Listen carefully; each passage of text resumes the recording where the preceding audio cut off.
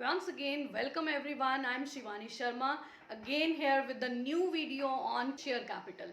अभी तक स्टूडेंट्स हमने जो पीछे वाली वीडियो हमने कवर की हैं उन वीडियोस के अंदर हमने थ्योरेटिकल पोर्शन और प्रैक्टिकल की जर्नल एंट्रीज ये दोनों चीज़ें हमने करनी सीखी हैं, जिसके अंदर आपने क्या क्या सीख लिया। कंपनी का मीनिंग क्या होता है, शेयर्स क्या होते हैं, शेयर कितनी तरह के होते हैं, और आपने इसमें प्रैक्टिकल जर्नल एंट्रीज की। आज की जो वीडियो है इसके अंदर हम एक वर्ड जो मैंने बोर्ड पर लिखा हुआ है that is issue of share की बात करेंगे, ताकि जो हमारे प्रैक्टिकल पार्ट के जो क्वेश्चंस हैं वो और अच्छी तरह से हम कर सकें। तो सबसे पहले हम समझेंगे ये इशू ऑफ शेयर कितनी तरह का हो सकता है। यहाँ मैंने बोर्ड पे जो लिखा है उसके अंदर मैंने लिखा है for cash and for consideration other than cash. तो इसका मतलब क्या है, अभी तक जो क्वेश्चन हम कर रहे थे पीछे या हमने जो भी चीज़ें डिस्कस की उसमें हमने क्या पॉइंट मेन रखा कि कंपनी को पैसों की ज़रूरत है, और जब कंपनी को पैसों की ज़रूरत होती है तो वो क्या करता है, वो अपने शेयर इशू करती है पब्लिक को। पब्लिक सब्सक्राइब करती है शेयर, और जो भी पब्लिक शेयर सब्सक्राइब करती है उसके अगेंस्ट उसको कुछ पैसे देने पड़ते हैं। तो इस तरह से कंपनी के पास क्या होता है, कैपिटल और कैश इकट्ठा हो जाता है, जिसको वो अपने बिजनेस में इन्वेस्ट करता है या अपने बिजनेस के काम करता है कंटिन्यू। तो यहाँ पर जो कंसेप्ट लिखा है फॉर कैश से हमेशा याद रखना, शेयर इशू किए जा रहे हैं, कैश लिया जा रहा है, एज अ कंपनी कैश इकट्ठा किया जा रहा है। साथ में मैंने दो वर्ड्स लिख दिए, lump sum and in instalment. अब इन इंस्टॉलमेंट जिन लोगों ने पिछली वीडियो ध्यान से देखी हैं वहाँ हमने इन इंस्टॉलमेंट की बात ऑलरेडी डिस्कस की थी एक प्रैक्टिकल क्वेश्चन के थ्रू। लमसम का मतलब होता है इकट्ठा पैसा मिलना, जैसे हमने इंस्टॉलमेंट वाले में किया था कि application money, allotment money, first call, final call, कि लोग हमें इस तरह से शिफ्ट्स में पैसे देंगे, इंस्टॉलमेंट्स में पैसे देंगे। तो लमसम में क्या होगा, बिल्कुल उसके उल्टा, लमसम में वो इकट्ठा पैसा पे कर देंगे। ये भी एक छोटा सा टॉपिक है कह सकते हो आप, जिसको हम एक जर्नल एंट्री और एक क्वेश्चन के थ्रू अच्छे से समझेंगे, बट फिलहाल हम अपने कंसेप्ट्स को इन इंस्टॉलमेंट वाले टॉपिक से ही कंटिन्यू करेंगे आगे, यानी प्रैक्टिकल प्रॉब्लम जो करेंगे वो इन इंस्टॉलमेंट वाली ही कंटिन्यू करेंगे। तो ये तो बात थी फॉर कैश। अब जो इस तरफ लिखा हुआ है for consideration other than cash, इसका मीनिंग भी थोड़ा सा मैंने एक्सप्लेन किया था कि आपको आगे चल के मैं बताऊंगी, तो आज वो टॉपिक आपको मैं बताती हूँ कि इसका मीनिंग क्या है।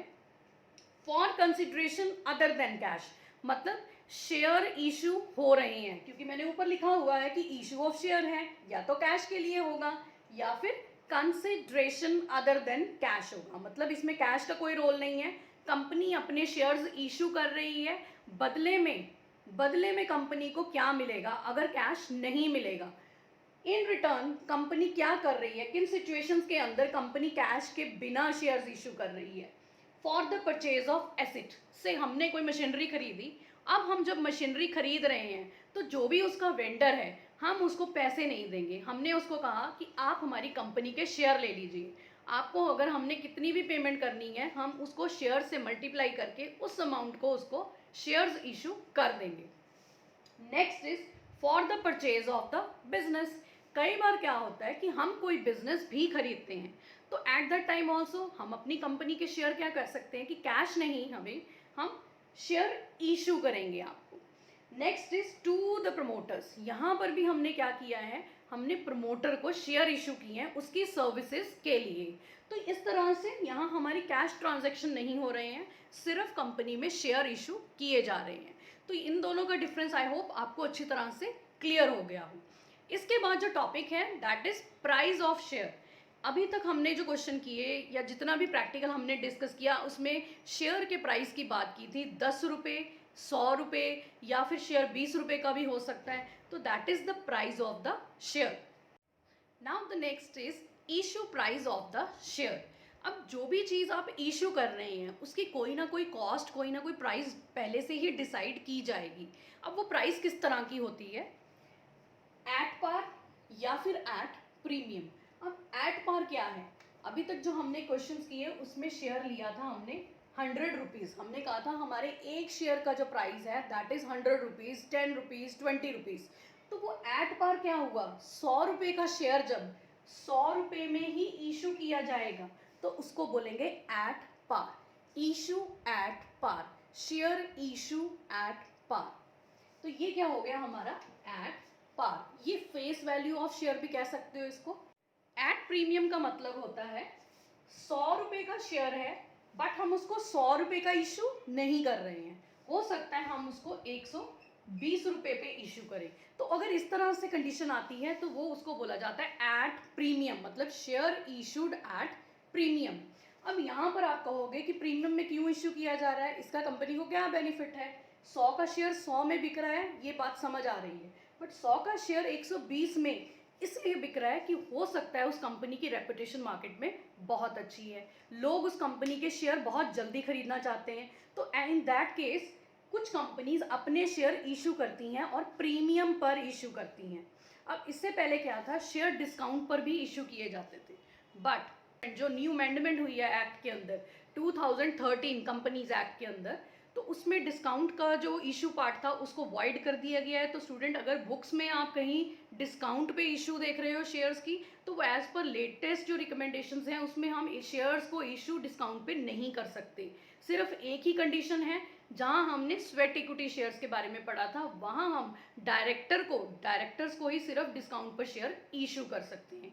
तो डिस्काउंट का मतलब भी क्या हो गया, 100 की चीज़ 90 रुपीज़ 95 रुपीज़, 100 से कम में अगर मिल रही है तो उसको बोलेंगे डिस्काउंट, इशू एट डिस्काउंट। तो ये चीज़ याद रखना कि ये एक अमेंडमेंट हो चुकी है, तो इस तरह का कोई भी क्वेश्चन करने की ज़रूरत आपको प्रैक्टिकली नहीं है। तो let's move further. So students, let's do one practical question. अभी तक हमने जो पहला प्रैक्टिकल क्वेश्चन किया था वो बिल्कुल सिंपल था। उसके अंदर हमारा ना तो अंडर सब्सक्रिप्शन का पॉइंट कवर किया हमने, ना ही ओवर सब्सक्रिप्शन का। इक्वल अमाउंट था, जितना इशू किया उतना ही सब्सक्राइब हो गया, और कोई भी प्रीमियम प्राइस पर भी नहीं, एट पार पर ही वो इशू हुआ। ये जो प्रैक्टिकल प्रॉब्लम है, यहाँ हमारी 2 या 3 नई कंडीशंस जो मैं ऐड करूँगी। सबसे पहले तो ये क्वेश्चन होगा हमारा अंडर सब्सक्रिप्शन का। अब ये मुझे कैसे पता लगा, ये क्वेश्चन आपको स्क्रीन पे नज़र आएगा, आप स्क्रीन पर इस क्वेश्चन को अच्छे से एक बार पॉज करके रीड कर लीजिएगा।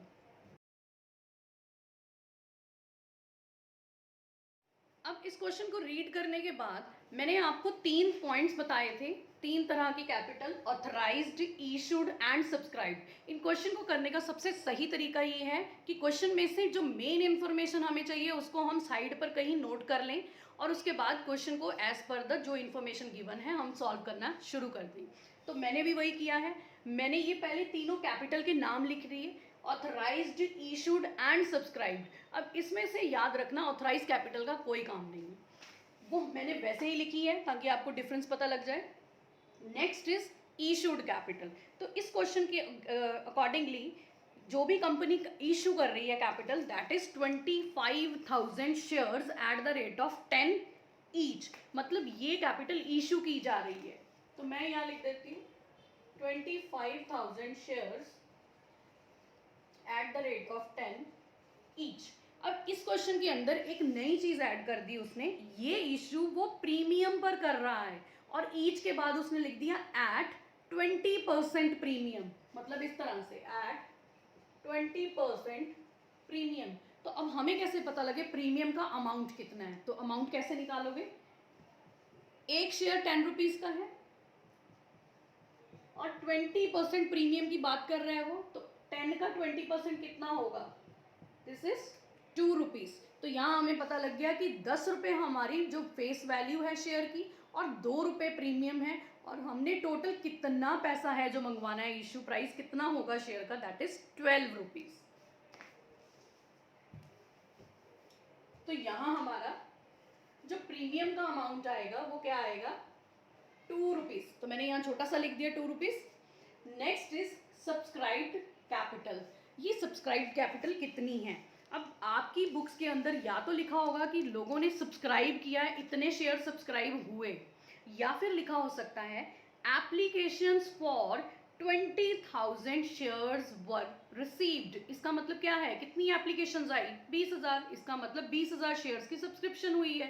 तो यहाँ पर मैं नोट करूँगी इसको, इस कैपिटल के अंदर 20,000 शेयर्स। अब आप देख सकते हो इशू किए गए 25,000 और सब्सक्राइब किए गए 20,000, तो इसका मतलब कम सब्सक्राइब किए गए, तो ये कम वाला केस कौन सा हो जाता है हमारा, अंडर सब्सक्रिप्शन। तो यहाँ पर हमेशा एक चीज़ याद रखना, जब अंडर सब्सक्रिप्शन होगी इसका अब कोई काम नहीं है। हमारी एंट्रीज के अंदर जब हम इशू कर रहे हैं, जितने लोग अप्लाई करेंगे वहाँ से ही हमने क्वेश्चन स्टार्ट करना है हमेशा, चाहे ज़्यादा लोग अप्लाई कर दें चाहे कम लोग अप्लाई कर दें। हमने हमेशा जितने लोगों ने अप्लाई किया है या जितने शेयर्स की एप्लीकेशन हमने रिसीव की है, हमने उन्हीं शेयर से अपने क्वेश्चंस को स्टार्ट करना है। अब नेक्स्ट क्या है क्वेश्चन में गिवन, एप्लीकेशन का पैसा गिवन है, अलॉटमेंट का पैसा गिवन है और साथ में ब्रैकेट में लिखा है 2 प्रीमियम, 2 रुपीज़ प्रीमियम। इसका मतलब ये है इस 6 रुपये के अंदर 2 रुपये प्रीमियम के आपने यहाँ पर मंगवाने हैं। फर्स्ट एंड फाइनल कॉल कितने की है, 3 रुपये की। तो मैंने कहा था आपको, अगर याद हो, कि इनका टोटल ज़रूर करके देखना। अगर हम इसका टोटल करें तो ये आता है 12 रुपये, बट हमारा जो फेस वैल्यू है शेयर का दैट इज़ 10 रुपीज़ और 2 रुपीज़ हमने देखा प्रीमियम का है।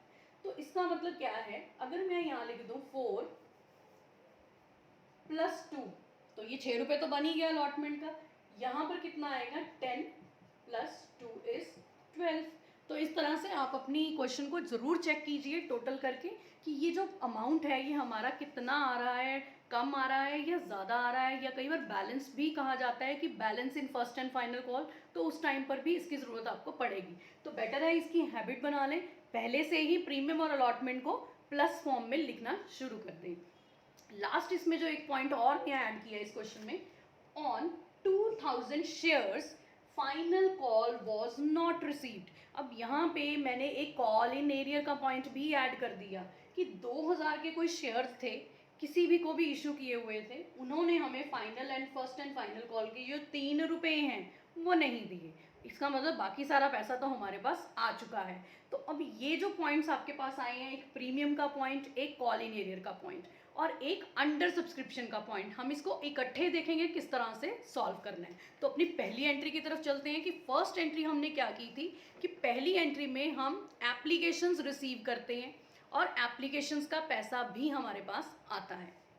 तो फर्स्ट एंट्री क्या होगी, bank account debit to share application. तो बैंक में कितनी एप्लीकेशन, कितनी शेयर के अगेंस्ट पैसा आया होगा, कितनी शेयर्स हैं वहाँ पर, 20,000 हमने रिसीव किए। तो यहाँ लिखेंगे 20,000 मल्टीप्लाई, एप्लीकेशन का पैसा कितना है, 3 रुपये। तो 3 से मल्टीप्लाई होने के बाद ये कितना आएगा, 60,000। अगर आपको सेकेंड एंट्री याद हो, इस एंट्री के बाद बैंक में पैसा जब आ जाता है तो हम शेयर कैपिटल अकाउंट में ट्रांसफ़र करते हैं। तो entry is share application account debit to share capital. अब ये कितना पैसा है एप्लीकेशन का, 60,000। तो हमारे कैपिटल अकाउंट में कितना पैसा ट्रांसफ़र हो जाएगा, ऑब्वियसली 60,000। ये तो हमारा वैसे ही फर्स्ट पार्ट कवर हो गया कि जितने लोगों ने एप्लीकेशन सब्सक्राइब की उतने लोगों ने कितनी एप्लीकेशन मनी पे की। तो नेक्स्ट एंट्री होती है हमारी अलॉटमेंट वाली। अब इस अलॉटमेंट की एंट्री के अंदर हमने सिक्योरिटी प्रीमियम रिजर्व ऐड करना है। बेसिकली जो हमारा प्रीमियम है उसको हम एंट्रीज में लिखेंगे security premium reserve.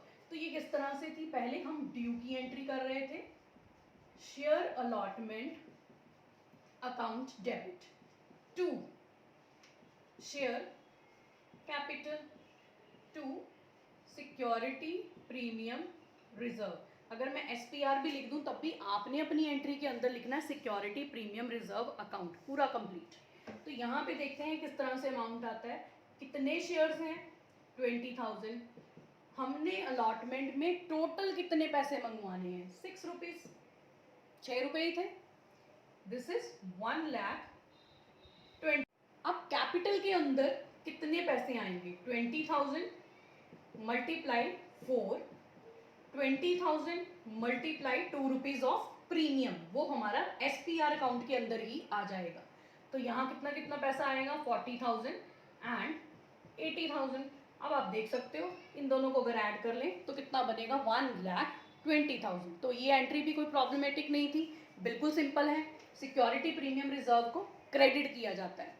Next is allotment due करने के बाद हम अलॉटमेंट का पैसा रिसीव करते हैं। हमारे क्वेश्चन के अंदर सिर्फ एक फाइनल कॉल है जिसका पैसा नहीं आया, वो भी 2,000 शेयर्स पे। बाकी सारा पैसा हमने रिसीव कर लिया। तो इसका मतलब अलॉटमेंट का सारा पैसा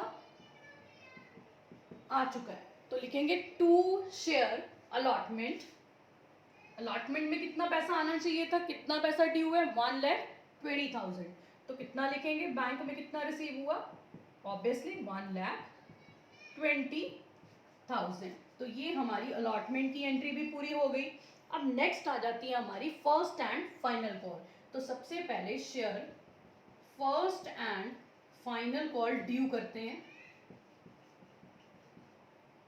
टू शेयर कैपिटल कितने की है, फिर से 20,000 शेयर्स हैं, मल्टीप्लाई 3 रुपीज, दिस इज 60,000। तो ये हमारी फाइनल फर्स्ट और फाइनल कॉल की ड्यू की एंट्री हो गई। अब आएगी बैंक की बारी। Bank account debit to share first and final call. अब मैंने bank to share first and final call लिखा है, बट इसके अंदर हमें पता है कि ये जो 2,000 के शेयर्स हैं इसके अगेंस्ट पैसा नहीं आएगा। तो ये हमारा क्या है, call in arrear, CIA, this is call in arrear. तो 2,000 के शेयर्स के अगेंस्ट कितना फाइनल कॉल का पैसा उसने नहीं दिया, दैट इज 6,000।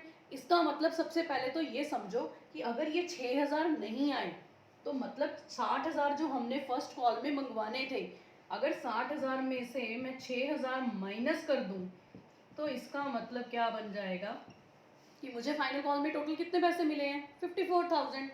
तो यहाँ लिखेंगे बैंक में 54,000, बट हमारा जो फाइनल कॉल का अमाउंट है दैट इज 60,000। तो हम यहाँ पर लिखेंगे बिल्कुल इसके सामने 60,000। अब यहाँ जो डिफरेंस आ रहा है वो डिफरेंस क्या है, वो डिफरेंस क्या है, 6,000 की जो कॉल इन एरियर आई है। तो कॉल इन एरियर कहाँ शो करेंगे, call in arrear account debit, बिल्कुल बैंक के नीचे डेबिट साइड पर 6,000। अब रीजन आपको समझ आ गया, इसमें रटने की भी जरूरत नहीं है कि फर्स्ट एंड फाइनल कॉल को ड्यू किया गया तो उसके अंदर कितने पैसे आए, 60,000। बट कोई एक शेयर होल्डर है जिसके पास 2,000 शेयर हैं, उसने हमें फाइनल कॉल के 3 रुपए नहीं दिए। तो हमने 60,000 में से 6,000 माइनस करके देखा कि बैंक में कितने पैसे आए होंगे। तो बैंक में कितने आए, 54,000। तो जो बैलेंस आ रहा है डेबिट साइड पे that is call in arrear account debit. तो ये एक नया अकाउंट क्रिएट हो गया, कॉल इन एरियर अकाउंट, ये हमें दिखाना पड़ेगा। अब इसके अलावा क्या हो जाता है, यहाँ तक तो ये हमारी जर्नल एंट्रीज थी और सारी जर्नल एंट्रीज हमने कवर कर ली। एक चीज़ मैं आपको और यहाँ पे बता दूं कि इन जर्नल एंट्रीज में नरेशन भी ऐड करनी है। तो आप नरेशन बिल्कुल वैसे ही ऐड करोगे जैसे नरेशंस का रूल है।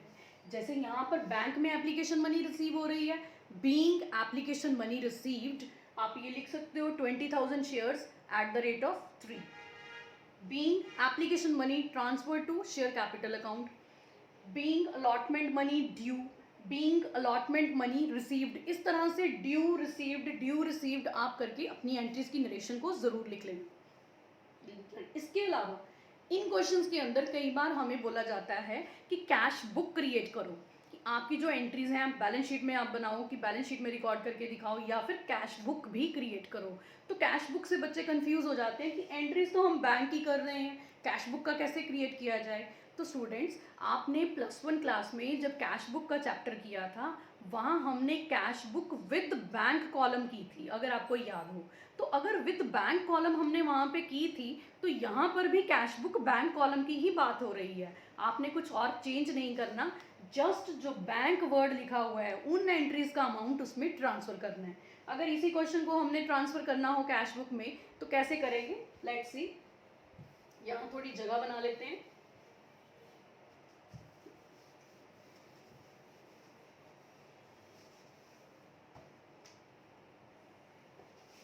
बिल्कुल सिंपल है ये, दिस इज कैश बुक। मैं यहाँ लिख भी देती हूँ बैंक कॉलम, ताकि आपको कभी कंफ्यूजन रहे ही ना कि कैश बुक है तो क्यों है, और बैंक कॉलम आ जाएगा तो याद आ जाएगा कैश बुक का बैंक कॉलम मेंटेन किया जा रहा है। तो ये जो एंट्रीज होंगी बैंक वाली, ये देखो bank account debit to share application, as per the ledger rule क्या करते हैं हम, टू कहाँ ट्रांसफ़र करते हैं, टू एप्लीकेशन 60,000। नेक्स्ट और कौन सी बैंक वाली एंट्री है, ये वाली, to share allotment 1,20,000। Last entry भी है एक, to share first and final call, this amount is 54,000। इसका टोटल भी देख लेते हैं, 4,000, तो ये बना 2,34,000। तो नेचुरली ये कॉलम इस तरफ हमारा बैलेंस जाएगा। तो यहां पर हम क्या लिखेंगे, बाय बैलेंस कैरी डाउन 2,34,000। तो ये हमारी क्या बन गई, कैश बुक बैंक कॉलम। तो अगर क्वेश्चन के अंदर कोई भी चीज़ पूछी जाती है तो वो इन एंट्रीज के ऊपर बेस्ड ही पूछा जाएगा। तो अगर कैश बुक आती है तो बिल्कुल सिंपल है, आपने कर रखी है तो इसमें कोई इशू नहीं होगा। As I told you earlier कि यहाँ जो बेसिक एंट्रीज हैं वो यही रहेंगी। बेसिक हमारी जो भी एंट्रीज रिकॉर्ड की जाएंगी इन्हीं जर्नल एंट्रीज के अंदर अमाउंट को रिकॉर्ड किया जाएगा। तो आई होप आपको ये जो प्रैक्टिकल प्रॉब्लम है और ये जो एक्सप्लेनेशन है ये इजी लगी हो और आप इसकी हेल्प से अपने क्वेश्चंस को सॉल्व कर सको। Thank you so much for watching this video.